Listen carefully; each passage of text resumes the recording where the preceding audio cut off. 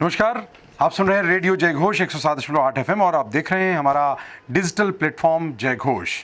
संस्कृति के और परंपराओं के तमाम तरह के जो आयाम हैं उनसे जुड़ने, आध्यात्मिक और जीवन के विभिन्न पहलुओं को आत्मसात करते हुए अपना उन्नयन करना, ये सब का भाव होता है। लेकिन कम लोग इस यात्रा में आगे अनुगामी होते हैं। लेकिन ऐसे महानुभाव जो लखनऊ में रचे बसे हैं, जो लखनऊ ही नहीं लखनऊ से निकलकर पूरे देश में, दुनिया में उन्होंने अपनी आवाज़ से लोगों के दिलों में जगह बनाई। और वो लखनऊ और लखनऊ के साथ में भगवान राम और भजन के सम्राट कहे जाने वाले ऐसे महानुभाव जिनको पद्मश्री की सम्मान से नवाजा गया, हमारे बीच आज हैं और उनकी यात्रा से हम आपको जोड़ने की कोशिश करते हैं। हमारे बीच में है भजन सम्राट अनूप जलोटा जी, पद्मश्री अनूप जलोटा जी, आपका बहुत बहुत स्वागत। नमस्कार जी। जय घोष नाम ही मुझे इतना अच्छा लगा कि जय घोष का अर्थ ही है कि आप वो घोषणा कर दें जो जय हो, जो विजय हो। तो बहुत सुंदर आपके चैनल का नाम है। और मैं तो लखनऊ का ही हूँ, तो लखनऊ जब आता हूँ तो आनंद आ जाता है। लखनऊ आकर लगता है कि ये वापस जाने वाला टिकट जो है वो फाड़ के फेंक दें, यहीं रह जाए। क्योंकि जिन लोगों से हम प्रेम करते हैं, बचपन से प्रेम करते हैं, वो लोग सब यहीं हैं। लखनऊ यहीं है, हमारा भातखंडे कॉलेज यहाँ है, हमारा रविंद्रालय यहाँ है, बाल संग्रहालय यहाँ है, लखनऊ टुंडे के कबाब यहाँ हैं, चौधरी की चाट यहाँ है, क्या नहीं है लखनऊ में। प्रकाश की कुल्फ़ी यहाँ है, हम कानकोच कॉलेज में पढ़ते थे तो भदरी की चाट यहाँ है। हम लखनऊ से कभी दूर नहीं हो सकते हैं, बस समझिए यहीं रहते हैं। हम जहाँ भी रहते हैं मन से यहीं रहते हैं। बिल्कुल, और जो लखनऊ के हैं वो लखनऊ के दिल से जुड़े ही रहते हैं। और लखनऊ की बात आपने की तो आपने तो लक्ष्मी विश्वविद्यालय, भातखंडे, मतलब जो जो संस्थान हैं आप सबसे जुड़े और आपने अपनी यात्रा करते हुए आज देश में ही नहीं बल्कि दुनिया में अपने वो स्थान मकाम वो हासिल किया। तो निश्चित रूप से बहुतों के लिए आप प्रेरणा स्रोत हैं। आपका परिचय देना तो वही है कि चिराग को आप रोशनी दिखाएं। तो अनूप जी, पूरी यात्रा आपकी बड़ी महत्वपूर्ण है। आप भजन के लिए जाने जाते हैं, गज़लों के लिए जाने जाते हैं, आपने अभिनय भी किया, वो सब जानेंगे। लेकिन पहले लखनऊ से आपको प्रेरणा कितनी मिली, कैसे मिली, हम ज़रूर जानना चाहेंगे। आपके भजन तो ज़रूर सुनेंगे, लेकिन पहले आपकी यात्रा कितनी महत्वपूर्ण है। देखिए, लखनऊ ने हमको तहज़ीब सिखाई है, लखनऊ ने हमको उर्दू सिखाई है, लखनऊ में हमें लखनऊ ने सिखाया है कि अच्छा खाना पीना क्या होता है, ये सब लखनऊ सिखाता है। अच्छे कपड़े कैसे पहने जाते हैं वो लखनऊ सिखाता है। यहाँ के चिकन के कुर्ते सारी दुनिया में क्या डिमांड है उसकी। तो लखनऊ सिखाता है त्यौहार कैसे मनाओ, एक एक त्यौहार को क्या तरीके से यहाँ मनाया जाता है। चाहे वो दिवाली हो, चाहे वो ईद हो, सबका अपना एक महत्व है। तो मैं लखनऊ को पूरी तरह से अपने शरीर के अंदर देखता हूँ कि मैं कुछ भी करता हूँ उसमें लखनऊ की भावना आ जाती है, उसमें लखनऊ स्टाइल आ जाता है। बिल्कुल महत्वपूर्ण है, क्योंकि आपने एक यात्रा जी है। आजकल बहुत से युवा साथी बहुत तनाव में रहते हैं, बहुत परेशान रहते हैं, न वो अध्यात्म की तरफ जा पाते हैं, न वो किसी संत की समागम कर पाते हैं, सत्संग भी उनको नहीं मिलता, तनाव बहुत है। और युवा हमारा देश है, 70% आबादी युवा है। आप क्या कहना चाहेंगे, क्योंकि आप भी एक युवा से प्रौढ़ और प्रौढ़ से अब पूरी दुनिया में आप मार्गदर्शन देने वाले ऐसे व्यक्तित्व बन गए हैं। तो अपनी यात्रा से थोड़ा बताएं, उनका मार्गदर्शन करें। देखिए, मैं तो अपने को आज भी युवा समझता हूँ। मैं अपने को 25 साल का समझता हूँ, क्योंकि जिस तरह से मैं काम करता हूँ वो आज की युवा पीढ़ी को समझना चाहिए। मैं महीने की करीब 24 फ्लाइट्स लेता हूँ, करीब 20-22 शहरों के भ्रमण करता हूँ एक महीने में, पूरे संसार में कार्यक्रम करता हूँ। और मुझे ऐसा लगता है मैं इसलिए कर पाता हूँ कि मैं अभी 25 साल का हूँ, मैं अभी 70 साल का हूँ। लोग तो 70 साल में रिटायर हो जाते हैं, छोड़ छाड़ के बैठ जाते हैं कि चलो बच्चे करेंगे। हम तो अपने बच्चे को कहते हैं बेटा तुम बैठो, हम काम करेंगे। तो अपने को स्ट्रेस से दूर रखो, चिंता नहीं करो, चिंतन करो। चिंतन से चिंता हटेगी और चिंता करने से चिंतन नहीं कर पाओगे, और जब चिंतन ही नहीं कर पाओगे तो आगे कैसे बढ़ोगे। चिंतन ही तो हमें सिखाता है कि हमें आगे क्या काम करना है। हमने एक बार चिंतन किया कि हमने इतना संगीत सीखा, गाया, अब समय आ गया ये सिखाने का। क्योंकि जब किसी कलाकार की मृत्यु होती है तो वो अपने साथ बहुत सारा ज्ञान ले जाता है। यही पृथ्वी की हानि है कि कोई व्यक्ति अपने साथ कुछ ले क्यों गया। कोई व्यापारी जो है वो तो अपना सब छोड़ जाता है, उसका बिजनेस भी यहीं रहता है, उसकी फैक्ट्रियाँ यहीं रहती हैं, उसके मकान यहीं रहते हैं, वो तो कुछ सब छोड़ के गया। अलग कलाकार छोड़ के नहीं जाता, कलाकार ले जाता है। तो उसको सब सिखा के चले जाना चाहिए, उसके पास कुछ रह ना जाए, जो कुछ उसके अंदर है वो रिकॉर्ड भी कर दे और लोगों को सिखा दे।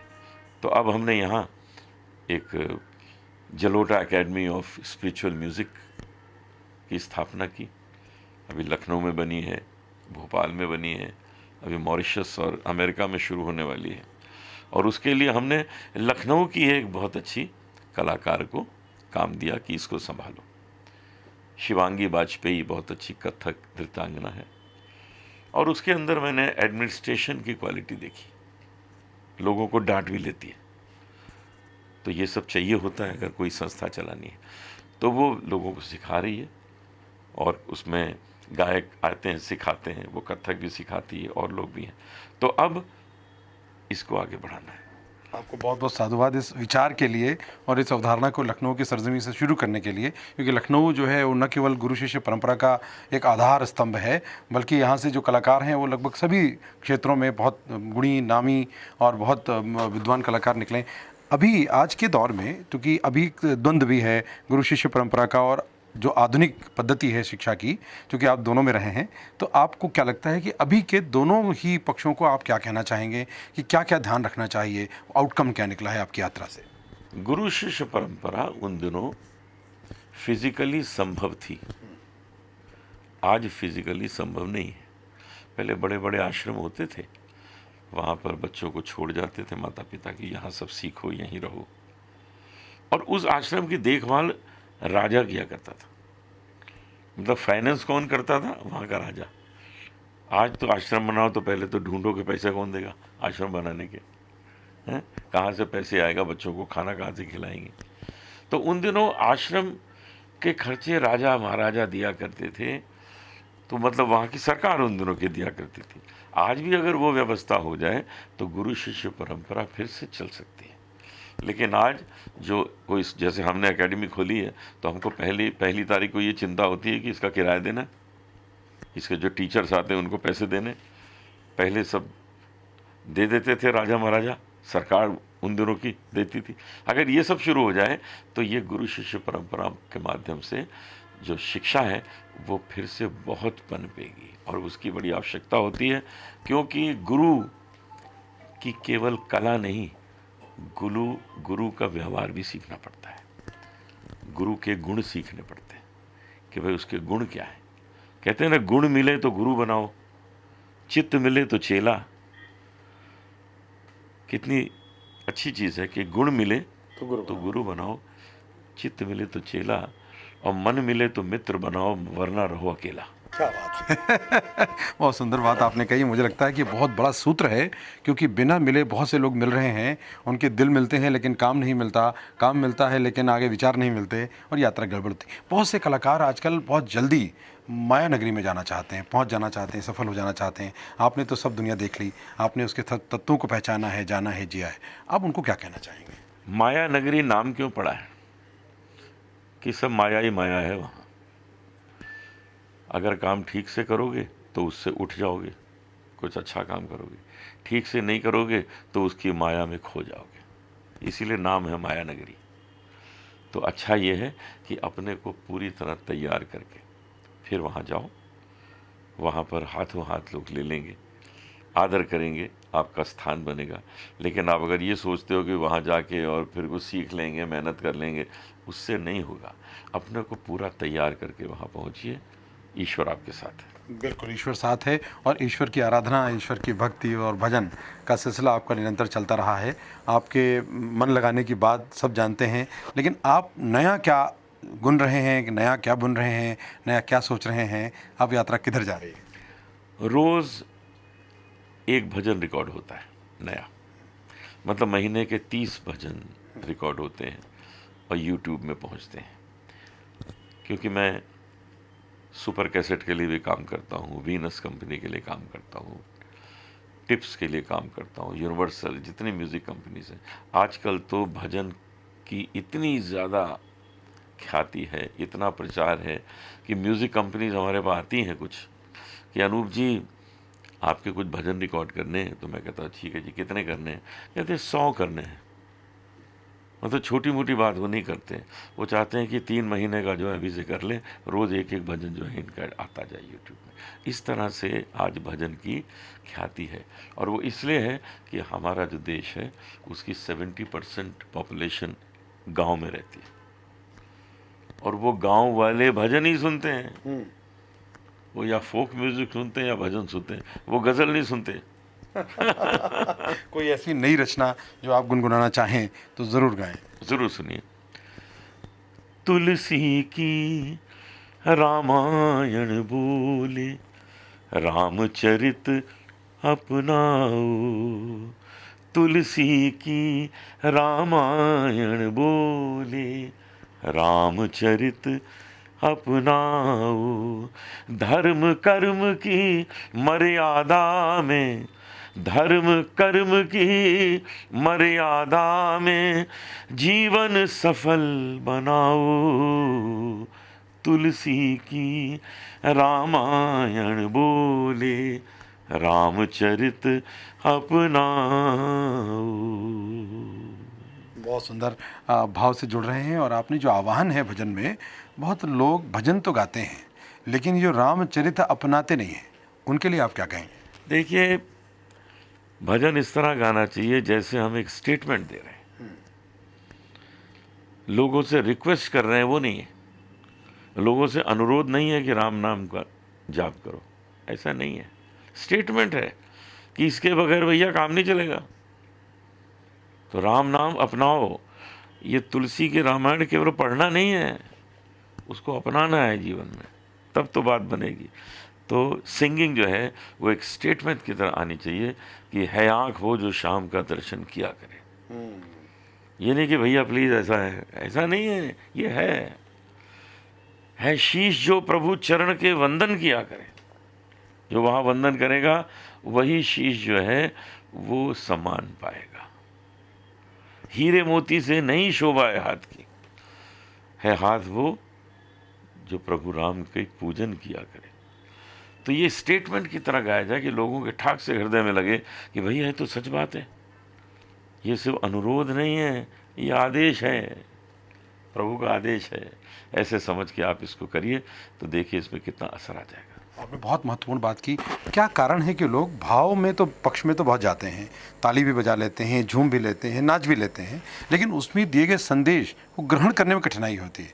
क्या तरीका है, आपने क्या तरीका निकाला इसको ग्रहण करने का? संदेश बार बार हैमरिंग करना पड़ता है कि इसमें ये संदेश है कि राम नाम अति मीठा है, कोई गा के देख ले। देखिए सीधी बात है कि राम नाम अति मीठा है, कोई गा के देख ले। आ जाते हैं राम, कोई बुला के देख ले। नहीं आए तो कहना आ जाते हैं राम, कोई बुला के देख ले।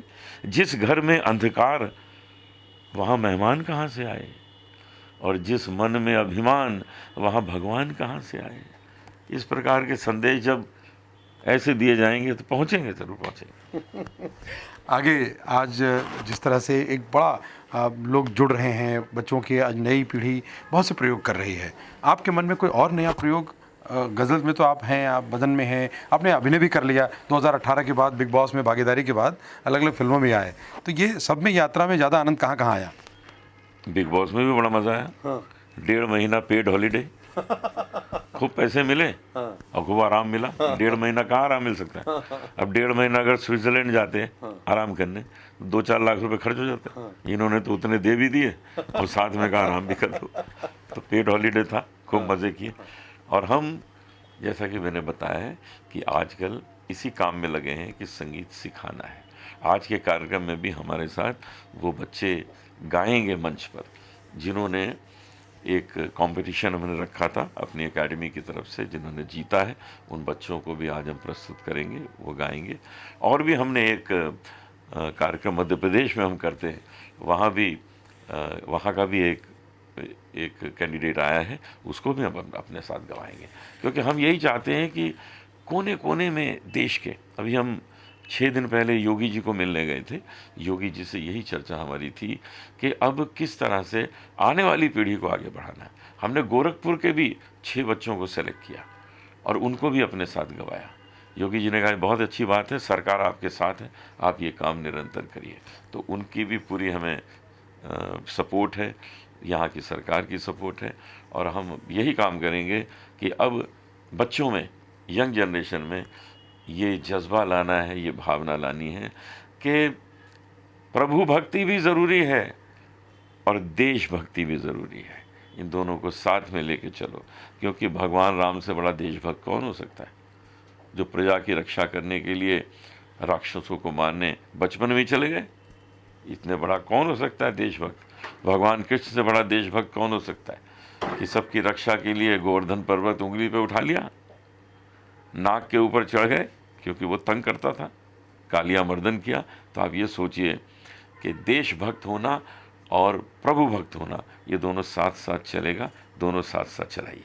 चलते चलते मैं आपसे गुजारिश करूंगा कि आप कोई नई गज़ल जो आपने गुनगुनाई हो, तैयार की हो इस बीच, उसको भी आप ज़रूर हमारे श्रोताओं और दर्शकों तक पहुंचाएं, ताकि आपके नए जो प्रयास हैं वो भी पहुंचें। मैं आपको पहले सुनाता हूँ एक देशभक्ति पर 4 लाइन। जहाँ डाल डाल पर सोने की चिड़िया करती है बसेरा, वो भारत देश है मेरा। जहाँ सत्य अहिंसा और धर्म का पग पग लगता डेरा, वो भारत देश है मेरा। जहाँ डाल डाल पर सोने की चिड़िया करती है बसेरा। बस यहीं तो गड़बड़ हो गया कि सोने की चिड़िया कह दिया। चिड़िया छोटी सी, अंग्रेजों ने लूटा, खूब जम के लूटा चिड़िया को। मुगलों ने आके क्या क्या तबाही की। चिड़िया थी ना सोने की, लेकिन अब मोदी जी ने, योगी जी ने बना दिया इसको सोने का शेर। अब लूट के दिखाओ। जिन लोगों ने लूटा था वहां का प्रधानमंत्री भी अब इंडियन है, इंग्लैंड में। तो सोचिए कि इन लोगों ने, दोनों ने, हमको तो राम लक्ष्मण की जोड़ी नजर आती है, मोदी जी, योगी जी। ये लोग आए हैं कल्याण करने, इस संसार का, केवल हमारे देश का नहीं, संसार का कल्याण करने आए हैं। क्योंकि इनके जो विचार हैं, उन्हीं विचारों को दूसरे देश अपना रहे हैं।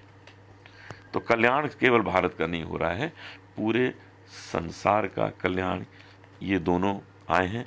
ईश्वर ने वरदान भेजा है हमारे पास कि इनको अपनाओ और देखो फिर हमारा देश कहाँ आगे बढ़ता है। तो इसमें पंक्ति मैंने चेंज कर दी है कि जहाँ डाल डाल पर सोने के शेरों ने किया बसेरा, वो भारत देश है मेरा। क्या बात है। तो भाव से रिश्ते जुड़ते हैं और रिश्ते मिल जाएं तो कलयुग में संगठित अगर हो जाए तो संघे शक्ति कलयुगे, और संगठित होना ज़रूरी है। क्योंकि आबादी में तो ज़्यादा हैं, पुरातन जो ज्ञान है उस परंपरा के हम पोषित करने में अगर आगे आते हैं तो शक्ति अपने आप संवर्धित होगी। और हमारे पास बहुत सारा ज्ञान है जिसे पाना ज़रूरी है। अभी हम दूसरों की तरफ देखते हैं, लेकिन खुद की तरफ देखें तो हमारी जो ज्ञान और परंपरा के जो पोषक हैं, अपने जो भजनों के सम्राट हैं हमारे बीच में अनूप जी, तो हम ज़रा चलते चलते कुछ गज़ल भी आप गुनगुना दें। गज़ल सुनिए। तुम्हारे शहर का मौसम बड़ा सुहाना लगे, मैं एक शाम चुरा लूं अगर बुरा न लगे, तुम्हारे शहर का मौसम। वाह, तो आप इस शहर लखनऊ के मौसम को आप बार बार चुराते रहें, हर शाम आते रहें और गुनगुनाते रहें, और ईश्वर की कृपा बनी रहे और भगवान की भगवत की कृपा से आप बहुत से ऐसे नगमे गुनगुनाएं कि हमारी युवा पीढ़ी और उत्साहित हो, प्रोत्साहित हो, शिक्षित हो और ज़्यादा सबल हो, और इसमें ऐसे भावों से पोषित होने वाले और भी लोग एक एक कदम जुड़ते चले जाएं। आपको बहुत बहुत आभार, धन्यवाद। शुक्रिया हमसे बात करने के लिए। आप सुनते रहें रेडियो जय घोष, और अनूप जी की जो अपील है वो बहुत लोगों तक पहुँचे, ऐसी हमारी कोशिश। आपकी भी अगर कोई भावना है तो फीडबैक में नीचे कमेंट बॉक्स में ज़रूर दें, शेयर करें, लाइक करें, सब्सक्राइब करें, ताकि दिल से दिल जुड़े, हाथ से हाथ जुड़े, नगमे बने और बहुत सी बातें लिखी जाएँ। शुक्रिया, देखते रहें, सुनते रहें रेडियो जय घोष 107.8 FM। दीजिए अनुमति, धन्यवाद। जय